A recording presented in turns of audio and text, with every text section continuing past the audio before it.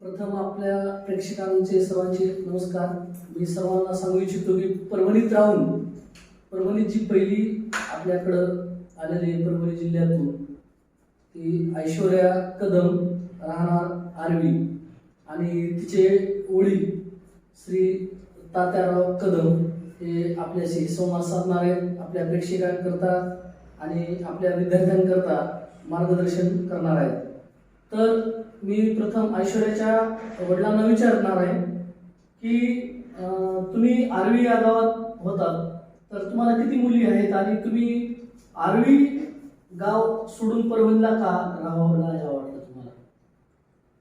मी आर्वी गावचा रहिवासी तात्याराव कदम माझं नाव. गाव माझं आर्वी आहे आणि मला 3 मुली आहेत सर. तिन्ही मुली माझ्या लहानपणापासून गावाकडे शिकायला होत्या.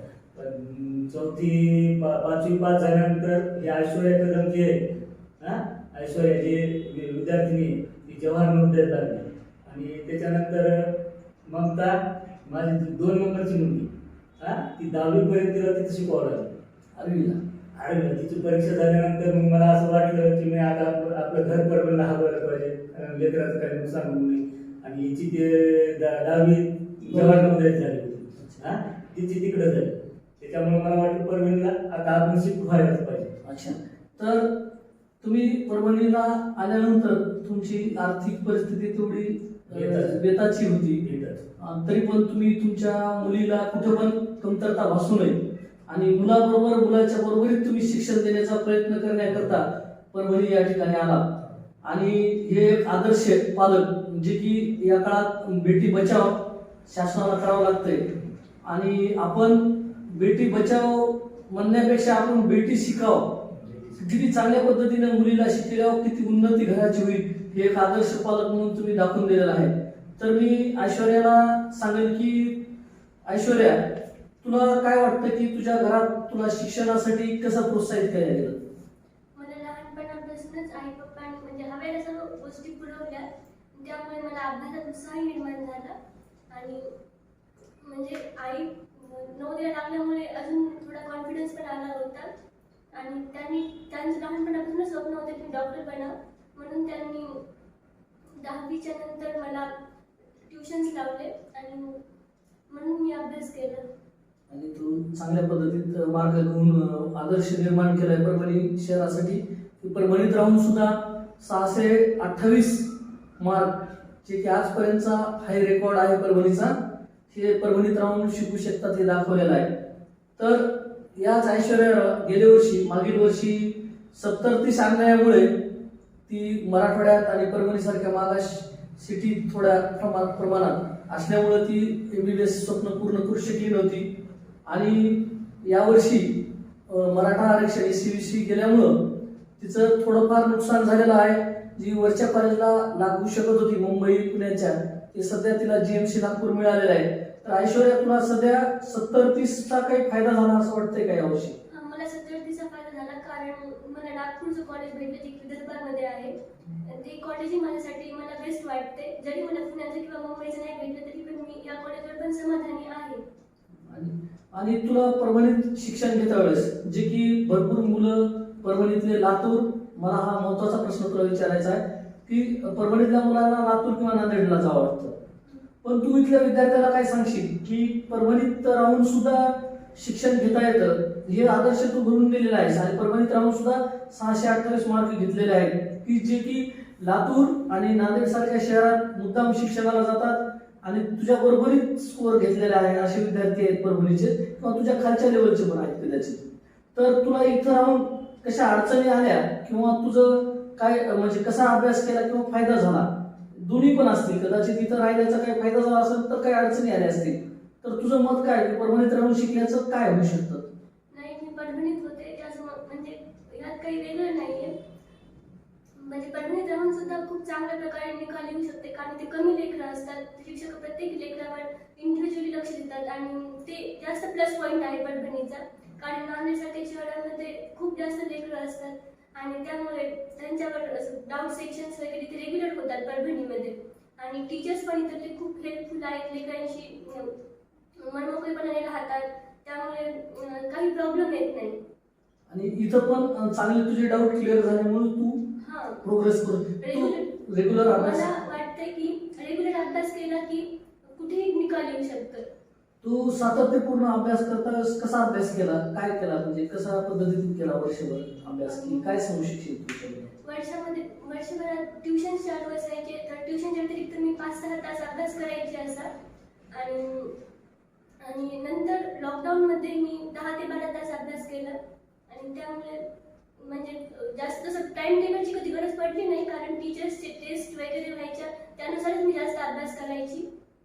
अच्छा. आणि तरी पण तू जे सातत्यपूर्ण अभ्यास केला होतास की वर्ष लागता वेळेस जे समजा गेल्या वर्षी तुझे मार्क किती होते 474 मार्क परभणीत राहून तिने घेतले होते गेल्या वर्षी आणि 399 वाले सीबीसी वाले 399 मार्काची गव्हर्नमेंट एमबीबीएस ला मुलगी विदर्भातली लागलेली होती.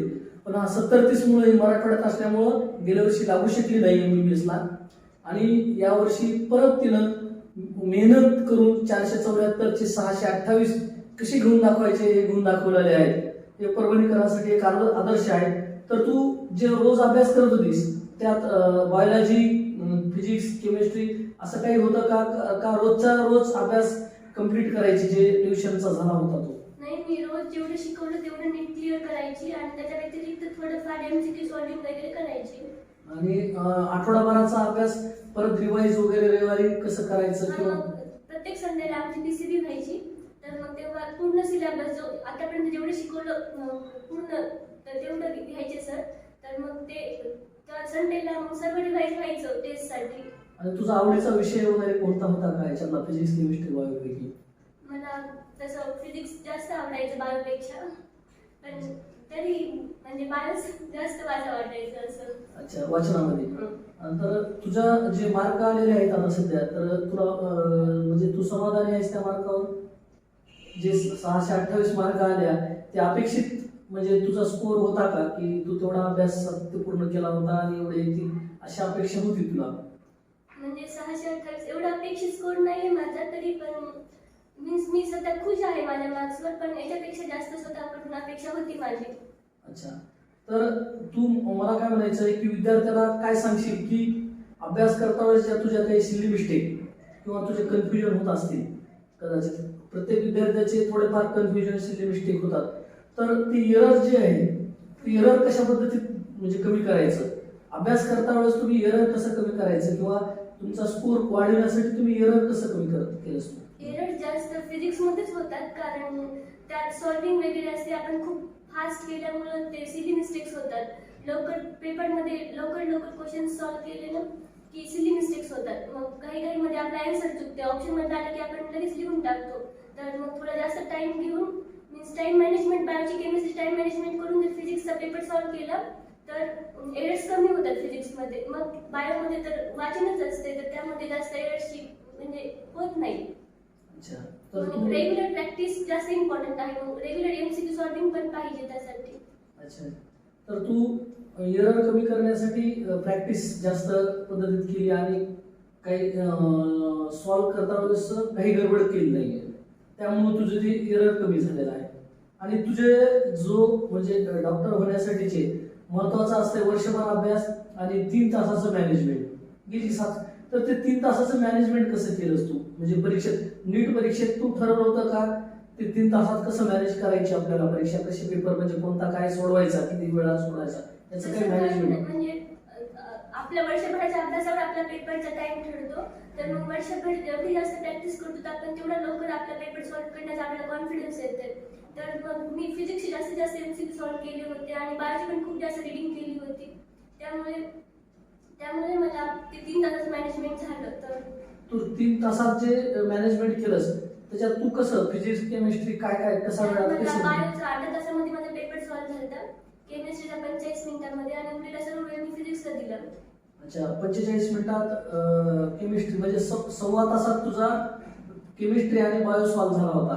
1.25 तास जवळपास फिजिक्सला दिला असता आणि तुझा वेळ टाइम उरला होता काही? माझ्याकडे 8 तास उरला होता. म्हणजे 2.5 तासातच 720 मार्काचा पेपर सॉल्व्ह केला होता. आणि त्याच्यात तुला बायोला किती आलेले? बायोला 330, केमिस्ट्रीला 157 आणि फिजिक्सला 141. 141 अशा पद्धतीत तुझे मार्क आलेले आहेत आणि तू म्हणजे डॉक्टर होण्याचं जे स्वप्न बाळगलं होतं ते कशासाठी म्हणजे डॉक्टर व्हायचं आहे किंवा तुझी म्हणजे डॉक्टर व्हायची जी इच्छा प्रकट झालेली आहे तुझी आपण एक डॉक्टर व्हावं समाजामध्ये हे कशाबद्दल तुला वाटतं की डॉक्टर होऊन पुढे भविष्यात काय करायचं आहे तुला? मला डॉक्टर मीन्स माझ्या आई वडिलांचं स्वप्न होतं म्हणून मला डॉक्टर व्हायचं होतं, पण याच्यापेक्षाही मला मीन्स IAS ऑफिसर व्हायला जास्त म्हणजे असं माझं स्वतःचं स्वप्न आहे ते मला माझ्या स्वतःवर पूर्ण करायचं आहे. पण मीन्स समाजसेवा वगैरे ते आहे त्यामुळे मला डॉक्टर व्हायचं आहे. म्हणजे समाजसेवा करण्याकरता तुला डॉक्टर व्हायचं आहे. आणि तुला मला शेवटचा प्रश्न आहे की जे परभणीत शिकतात किंवा परभणीच्या बाहेर जातात त्यांना तू काय संदेश देशील की परभणीत राहून पण करू शकता किंवा परभणीत टीचिंग चांगल्या पद्धतीत आहे किंवा इथं राहिल्यानंतर पण अभ्यास कसा करायचा आणि परभणीच्या बाहेर जरी गेलात आणि परभणीत राहिला तर तुमचा स्कोर येऊ शकतो हे तू सिद्ध करून दाखवलं आहे की कुठं राहिल्यानं काही नाही. म्हणजे परभणीत राहिलात का लातूरमध्ये राहिलात का शेवटी विद्यार्थी कसा करतो याच्यावर डिपेंड आहे ते सिद्ध करून दाखवलं. पण तू जे परभणीच्या बाहेर जातील विद्यार्थी त्यांना काय संदेश देऊ इच्छिते की इथं कशी टीचिंग आहे किंवा इथं राहिल्यानं पण काही फायदे होतात का? परभणीतली टीचिंग पण छान आहे, इथले टीचर्स खूप सपोर्टिव्ह आहेत आणि मीन्स तसं तर लेकरांवरच डिपेंड असते की आपण सातत्यपूर्ण अभ्यास केला की आपला निकाल येतो. अच्छा, पण म्हणजे तुला असं कधी वाटलं नाही का की मी परभणीत राहिले म्हणून माझा म्हणजे थोडा तोटा झाला किंवा असं काय वाटलं? मला असं कधीच नाही वाटलं. अच्छा, कधीच वाटलं? आई वडिलांनी मला बेस्ट टीचिंग क्लासेस लावले, मला असंच वाटायचं कधी पण. अच्छा, म्हणजे परभणीत आहे तरी तुला वाटलं की इथं चांगल्या पद्धतीचे क्लासेस आहेत तुझ्यासाठी त्याच्यामुळे तुला कधी लातूरला नाही ठेवलं किंवा नांदेडला पश्चाताप नाही झाला आतापर्यंत पश्चाताप झाला. तर सर्व विद्यार्थी मित्रांनो म्हणजे तुम्हाला मी सांगू इच्छितो की परभणीत राहून सुद्धा एखाद्या जर विद्यार्थ्यांनी ठरवलं की परभणीत सारख्या शहरात पण टीचिंग घेतली आणि ती चांगल्या पद्धतीच्या कॉलेजला किंवा परभणीतून पहिले किंवा इव्हन नांदेड किंवा लातूर सारख्या ठिकाणी राहिलेल्या विद्यार्थ्यांच्या स्कोर बरोबरीत स्कोर आणू शकतात हे ऐश्वर्या कदम हिनं आपल्याला दाखवून दिलेलं आहे. आणि अशाच पद्धतीत जर आपण प्रत्येकानं अभ्यास केला आणि सातत्यपूर्ण अभ्यास केला तर निश्चितच आपल्याला यश प्राप्त होईल. कुठेही असाल तुम्ही फक्त वैयक्तिक तुम्ही कसा अभ्यास करता त्याच्यावरच अवलंबून आहे. त्याकरता तुम्ही तुमचा एरर कसं काढायचं किंवा एरर काढण्यासाठी तुम्ही कसा अभ्यास करायचा या सर्व गोष्टी तिनं विस्तारित आपल्याला सर्वांगितलेल्या आहेत. त्याबद्दल मी ऐश्वर्याचं आणि तिच्या वडिलांचं धन्यवाद मानतो आणि आपल्या ही मुलाखत सर्वांकरता मोटिवेशन दिलेलं आहे त्याबद्दल त्याची मी आपल्या चॅनलतर्फे धन्यवाद मानतो. धन्यवाद ऐश्वर्या. आणि अशाच पद्धतीत आपल्या सर्व विद्यार्थी मित्रांकरता आपण नवीन व्हिडिओ आपल्या लाईव्ह किंवा आपल्याला प्रत्यक्ष आपल्यापर्यंत पोहोचणार आहोत आणि त्यांचे मोटिवेशन पण आपल्यापर्यंत देणार आहोत. आणि ज्या पण विद्यार्थ्यांना आपल्याला वाटतं की आपल्याला त्यांची मुलाखत आवश्यक आहे ती मुलाखत आपल्यापर्यंत आम्ही आपल्या चॅनलद्वारे पोहोचित करणार आहोत. आपल्या कॉमेंट्स बॉक्समध्ये आपण कॉमेंट्सद्वारे कळवावे की यापुढे आपल्याला काय हवे आहे.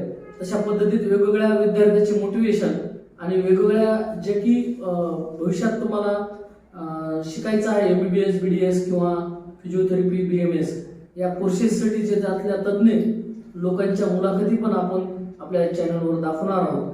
तर जे पण आपल्याला हवे आहे पुढील याला तर आपण ते कॉमेंट्स बॉक्समध्ये कॉमेंट्स करून कळवावे. आणि धन्यवाद सर्वांना.